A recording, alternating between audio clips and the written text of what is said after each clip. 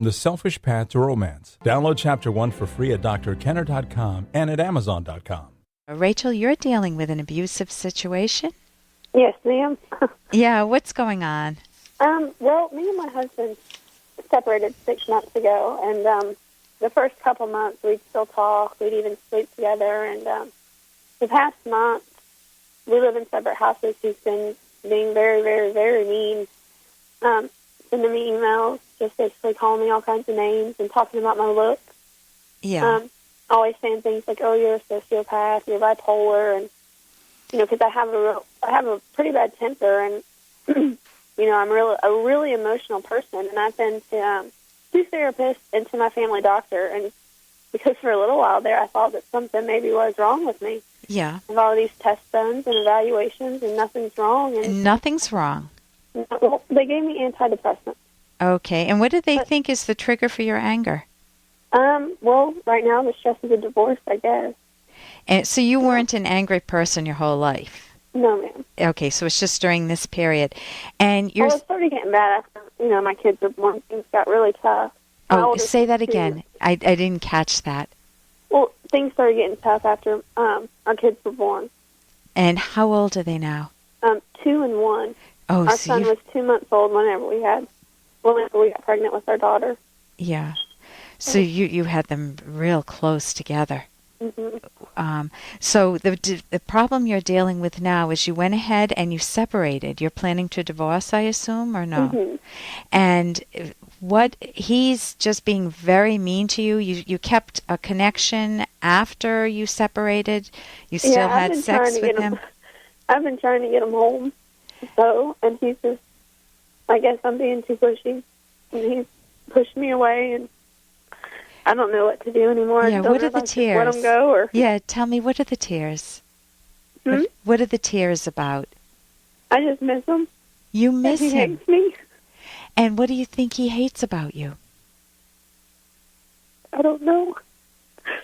I mean, things got really hard after our kids were born. I was, 18, and went from no responsibilities to being a stay-at-home mom of 2 under 2, and, a wife, and his mom always, was against our relationship, and now that once we separated, she's been all over it, and she's been saying nasty things to me, and, telling me to, leave Brody alone, and she's going to make sure he doesn't come home, and, all these things, So there, yeah, go ahead. I just don't know if I should let go or just keep trying to hold on.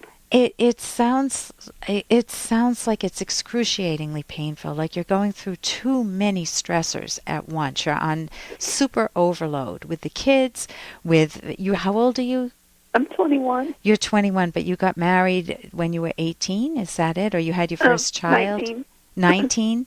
And you had your when first... we got married, yeah. So you've been going through many, many changes, and always the first year that first getting married is very traumatizing to people many times, and you wouldn't think that it is, but you change your lifestyle so much, and if the two of you haven't lived together in advance and you are put together suddenly, there are so many things to iron out when you're first together. Then throw on top of that a newborn baby, which is care. You have to care for that baby. How many hours a day? 24. 24 hours a day, round the clock, with no vacations. And it is very, very stressful. And then you got pregnant within that first year with your second child. And so is there any way you can get some personal, you said that you went to, I'm assuming a psychiatrist who gave you some medication, or your medical doctor. Have you had any talk therapy?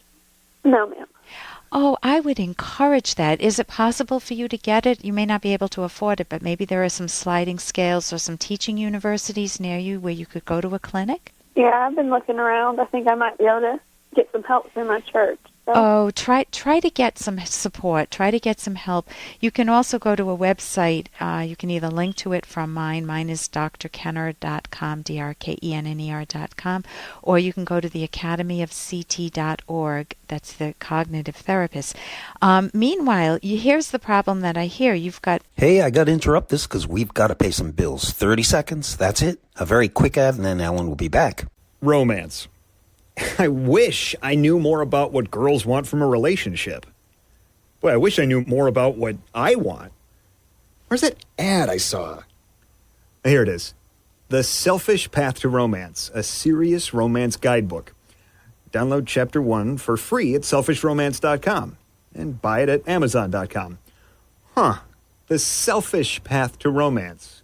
That is interesting.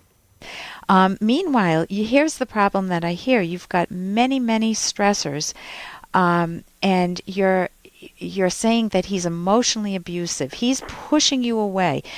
There's actually a pattern that is called the distancer-pursuer pattern. Are you the distancer or are you the pursuer? Me? You're pursuing him, aren't you? Yeah. You're reaching out, trying to get him back, and he's pushing away.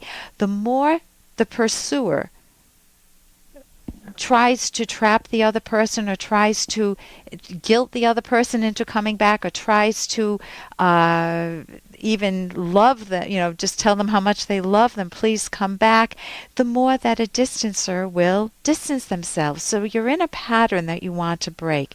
You want to respect yourself. And so what can you name for me right now 2 things that you like about yourself? I think I'm a good mom. And a good friend. And a good friend. So you've got a good friend then, right? Yeah. Can you lean on that friend a little bit during this time? Oh, yeah. Oh, you are doing that already. So you want to remind yourself daily or hourly of the things that you're doing that are good. And I don't mean just globally. Tell yourself, I was sweet to my son right now or my daughter. I just read them a book, or you know what, I needed to be firm with my child right now, and I was appropriately. There are wonderful parenting books. Go to my website, look them up. They saved me. I would not have been a good parent without those books.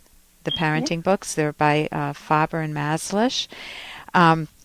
So you want to remind yourself what's good about you. Then when he attacks you, realize that he's more reflecting himself than you, because he doesn't have good communication skills. He can't tell you what's really on your mind, and instead he's attacking your character, your looks, or you said a lot of put-downs, calling you a sociopath. So just know that.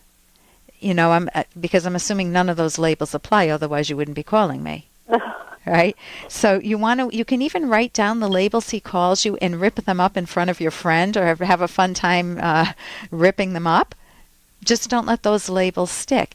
If you want more information on whether or not he's emotionally abusive, I think that was your initial question, there is an older book, Men Who Hate Women and the Women Who Love Them.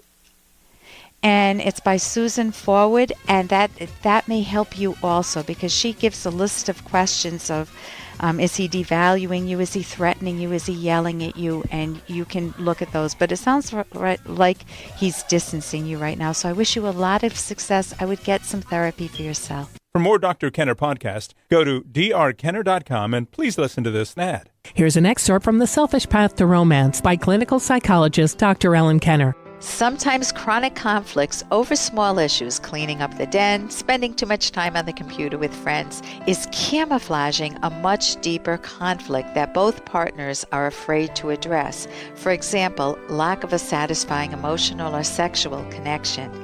And our emotional baggage is a significant factor in the way we respond to that conflict.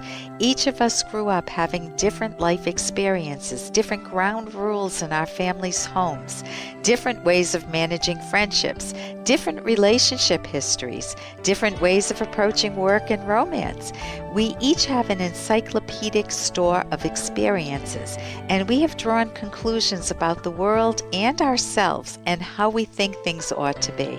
You can download Chapter 1 for free by going to drkenner.com, and you can buy the book at amazon.com.